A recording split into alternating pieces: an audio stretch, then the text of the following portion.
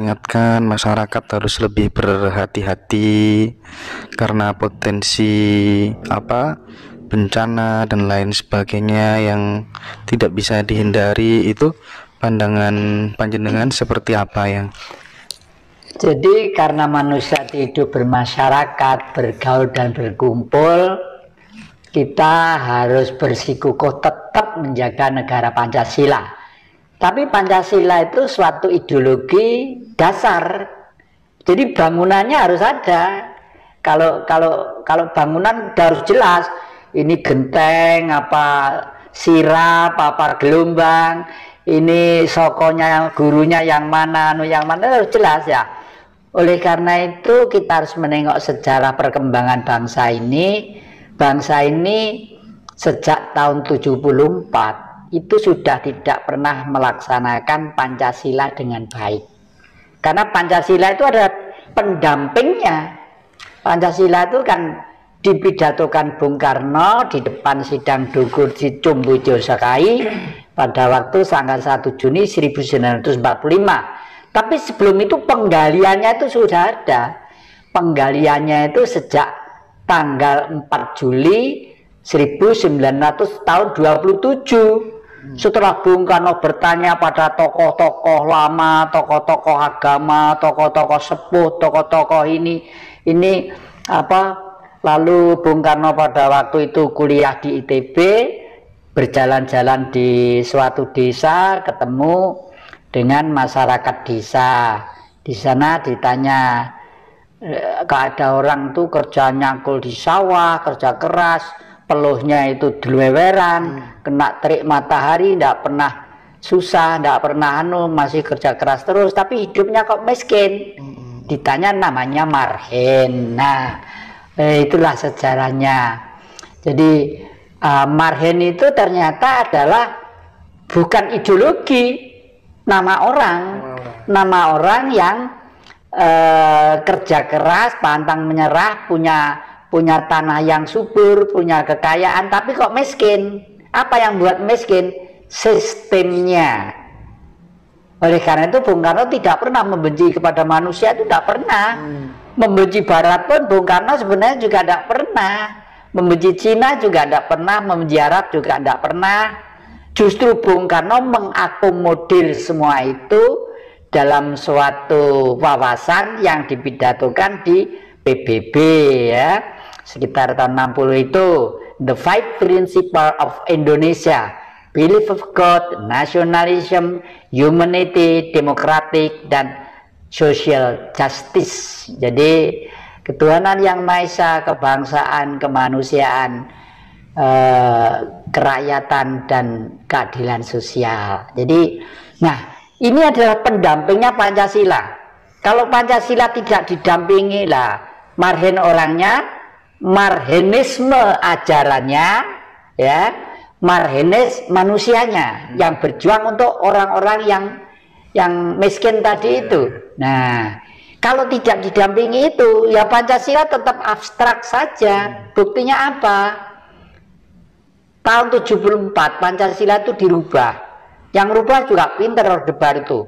Makanya orang-orang gelarnya profesor semua, ya. Ada Profesor Daud Yusuf, ada Profesor Nugroho Susanto, ya, yang dari TNI itu merubahnya indah, tapi masih seakan-akan tidak bertentangan dengan Pancasila. Tapi sebenarnya motivasi perubahan itu adalah menghapus Marhenisme tadi itu. Karena apa? Kalau Marhenisme nanti tetap dipakai sebagai bahan bangsa, pendamping Pancasila ini, Indonesia itu tidak bisa dikuasai oleh asing. Karena kenapa VOC di sini 500 tahun? Karena pengen rempah-rempah, ya toh, pengen pala tadi itu loh ya. Di Eropa meskipun membuat hamburger, membuat roti, membuat Kentucky dan lain sebagainya, kalau tidak ada rempah-rempahnya rasanya sepo toh. Sepo. Nah, itulah makanya palapa itu adalah kekayaan yang besar di negeri ini gitu.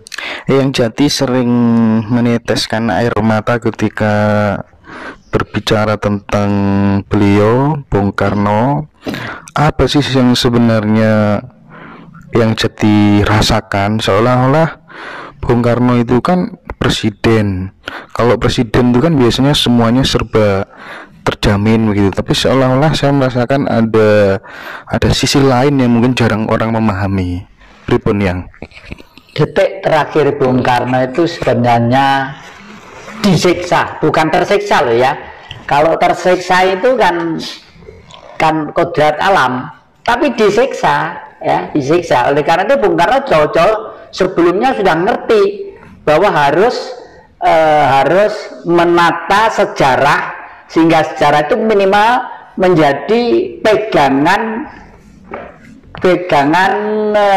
persaudaraan bangsa-bangsa di dunia. Oleh karena itu, dan Indonesia khususnya dan dunia pada umumnya. Oleh karena itu yang terakhir Bung Karno kawin dengan Bu Dewi. Itu kan Jepang ya, daerahnya adalah Jepang.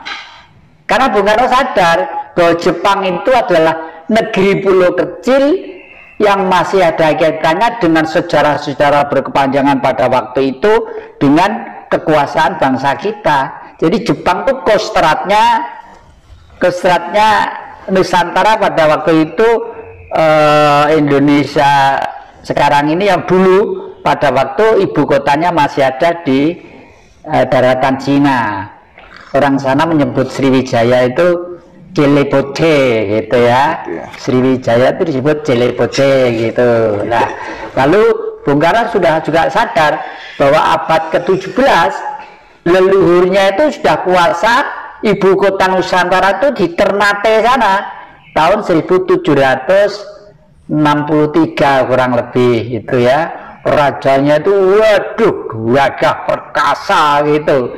Itu kebetulan masih buyutnya Bung Karno, masih mbahnya Pangeran Diponegoro. Nah, dalam hal ini kepada adik-adik dan siapa saja, saya ingin memberitahukan, pengen mengabarkan, bukan menyebarkan ya.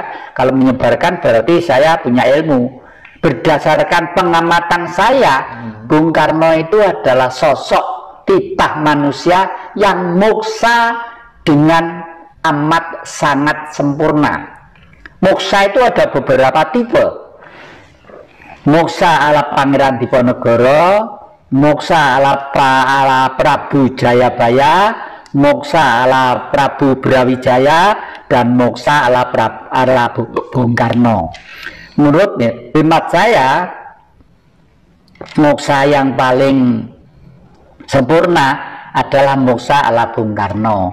Kenapa? Kok Bung Karno moksanya lebih tinggi dari Prabu Brawijaya dan Prabu Jayabaya? Ya, beliau kan hidup pada abad itu ya. Prabu Brawijaya itu abad 13, yang Jayabaya mungkin sekitar abad 7-8. Bung Karno abad 20 ya toh. Jadi moksanya sudah modern. Buktinya apa? Beliau bisa hidup sampai kapanpun, hilang dengan raganya sekaligus.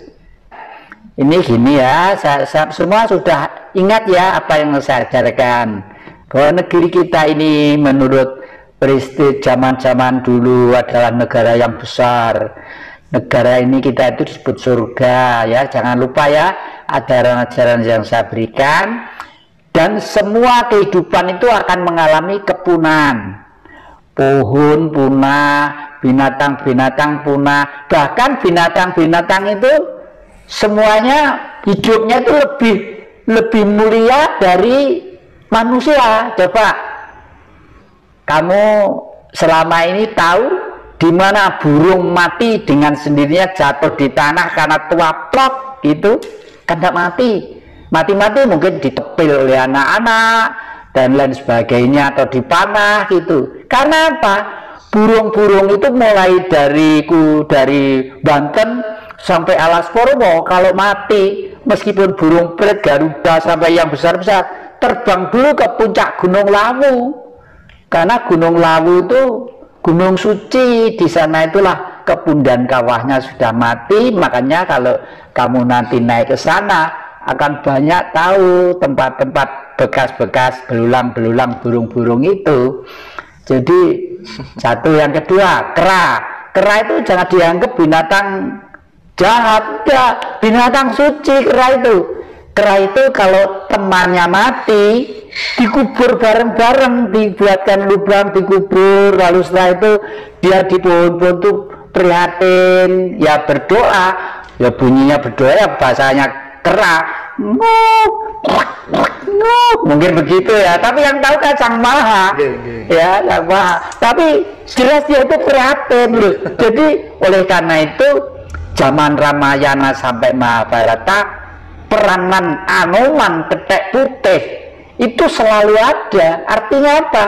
Kera itu contohlah adalah binatang suci yang mengerti peradaban dan selalu setia pada temannya, bahwa jasmani ini pinjaman bumi harus kembali ke tanah, sehingga diharapkan rohnya kembali suci menyatu dengan sang matahari gitu. Menyikapi yang sampaikan tadi terkait dengan ikan-ikan pada pengen ke darat. Nah, kita yang di pantai utara, yang di pesisir pantai selatan, ada nggak yang saran, masukan supaya menjadi solusi supaya kita terhindar dari mara bahaya dan lain sebagainya? Ini solusi sementara ya. Oh, nanti tetap merupakan babak penyisian. Ini mau garu tuh garu wis wayahe liwat. Tapi kita itu diberi kesempatan, diberi otak itu untuk berpikir. Paling tidak itu kita itu mudah-mudahan terhindar dari garu yang lewat tadi. Banyak yang istilahkan garu ya, yang ya. Garu itu kan untuk membaca sawah itu ya, garu gitu. Dan garu itu fungsinya apa? Fungsinya adalah menghilangkan predator-predator yang nanti kalau ditanami padi jangan mengganggu padi itu. Nah, padi itu adalah manusia gitu ya, adalah manusia. Jadi garu ini liwat, hati-hati gitulah. Biasanya kita satu, kurangi makan ya, kurangi tidur. Kenapa kok ngurangi makan? Mau manusia hidup butuh makan. Orang itu kalau saya waret, saya ngelukro biasanya musim ini tok turu ya, padahal justru orang lapar inilah yang biasanya tuh bisa adaptasi dengan alam ya, dengan alam. Raja Ternate dulu panglimanya ada dua, yang satu berbentuk gagak, burung gagak, yang satu anjing. Itu panglima perang itu. Dan beliau bisa, misalnya kenapa kok gagak? Gagak itu diperintahkan, ayo musuh katanya mau masuk Indonesia, kamu terbang ke utara, nanti kasih tahu deh, terbang gagak terbang ke utara misalnya sampai Surabaya, itu lalu kembali, oh ini perahu-perahu musuh sudah sampai mau mendarat di Tanjung Priok misalnya sekarang ya, lalu gagak itu di sini mancik di bahunya sebelah kiri sini, lalu BCI. Nah, yang tahu sang raja itu, karena leluhur kita itu sakti-sakti. Oh sekarang sudah mau mendarat di Surabaya. Oh ya sudah, ya terima kasih. Sejak mana wes kayak golek bojomu kono. Nyata itu sekitar abad 17 Raja Ternate itu ya. Lalu yang kedua anjing punya tugas khusus, kamu sini siap Doro, kalau misalnya bisa ngomong gitu, kamu coba kupingmu tempelkan di tanah, kamu kan bisa menangkap getaran jalannya tentara atau kuda. Coba kira-kira sampai di mana gitu lah. Lalu anjing itu ditempelkan telinganya di tanah, lapor juga, gitu lah. Sang raja ngerti juga, sekarang sudah mau masuk Pandaan, gitu misalnya. Wah sekarang sudah masuk Lawang, sudah deket, ayo tentara, pasang tapal kuda.